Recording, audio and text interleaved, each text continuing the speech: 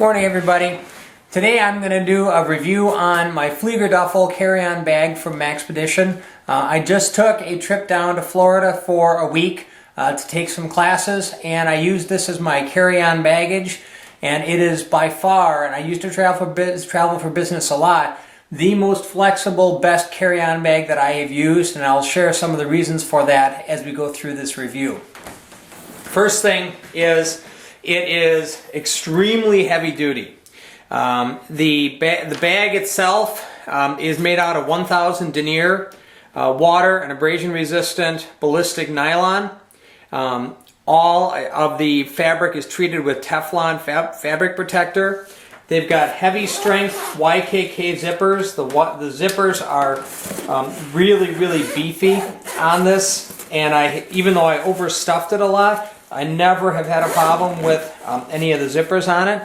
All the zippers have these little paracord pulls on them, which are typically not going to break. All of the buckles are Duraflex UTX buckles. I've dropped them, I've smashed them. They have not I've not had any buckle failures with this bag. So this bag has done a lot of traveling, even though it looks like it's brand new. That's one of the nice things about it, is it's extremely tough. Some quick dimensions. The bag is 22 inches long, 14 inches wide, and 9 inches high. That's total 45 linear inches if you added all those dimensions together. It's got a lot of different ways that you can carry it. It's got a handle here. You can carry it as a backpack, and it also comes with a shoulder strap that can be attached in a couple of different places, and I'll show you that in a minute. But to show you some general features of the bag, these straps, when I originally got the bag, I thought that they were primarily just for reinforcing and holding the zipper, making sure that you didn't damage the zipper, but I found a really nice use for them when I had heavy clothes from Wisconsin that I didn't want to have to haul with me or carry separately. These buckles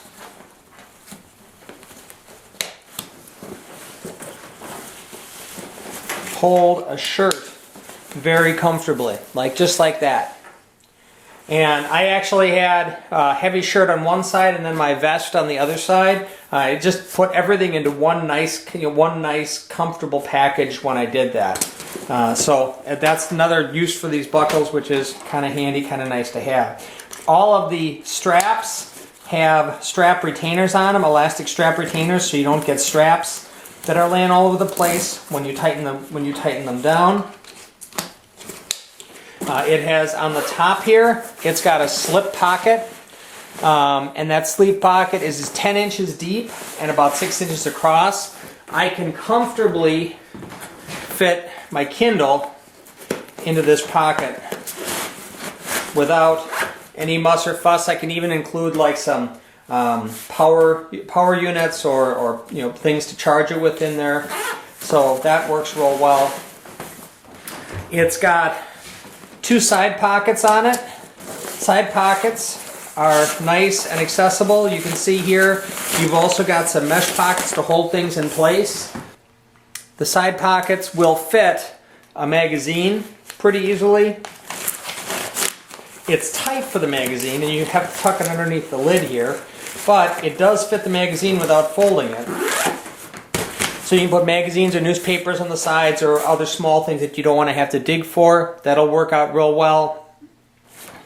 When you open up the bag, and one of the things I really enjoy about this is the fact that these large heavy-duty zippers on both sides. You got buckles on both sides, but here are the zippers.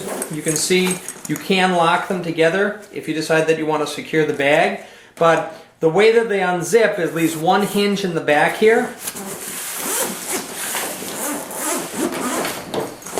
and when you open up the lid, I stuffed this with a rather large sleeping bag just so that it would hold its shape for you.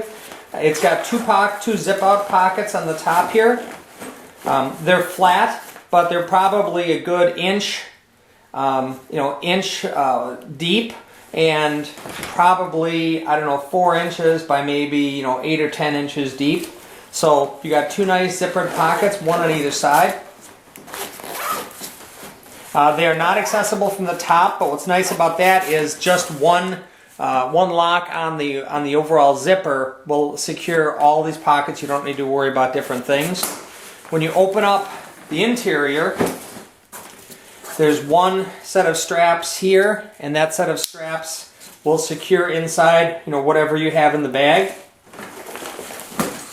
But the couple things it doesn't have that the Doppelduffel, which is the larger one, has. The Doppelduffel has separations in here, but so this is just essentially one large bag without really anything, any dividers or anything inside it. But in a carry-on, I really don't need that. And now what I want to do is I want to show you some of the carrying options. If you look here, I'll move this camera slightly up so you can see what I'm talking about. It's got a drain hole here on the bottom, and then in the corners here, you see it's got 2 D-rings that are sewn in. And when you open up this zipper, you've got backpack straps that come out and hook to the corners.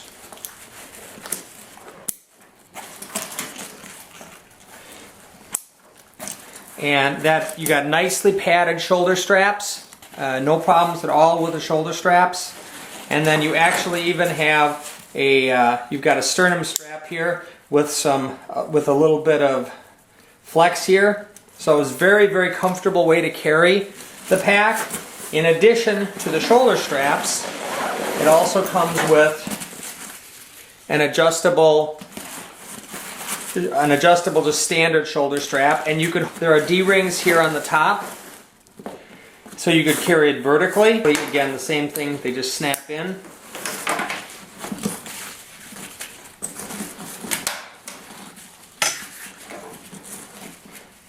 Again, all the hardware is really first class, good stuff, nothing that's going to break. It's got an adjustable pad for the shoulder strap, but that's another option on how you can carry it. I personally pretty much just always use the backpack, and so that wasn't really needed. But I'll show you some pictures on this, on exactly how it fit into the carry-on testing containers for the airlines. The real question is, does it fit in the airline size containers? Let's find out.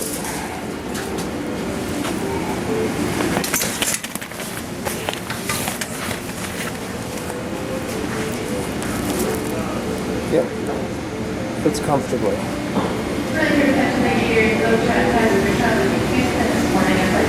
As well as how well it fit into the overhead bin when I was on a couple of small commuter airlines.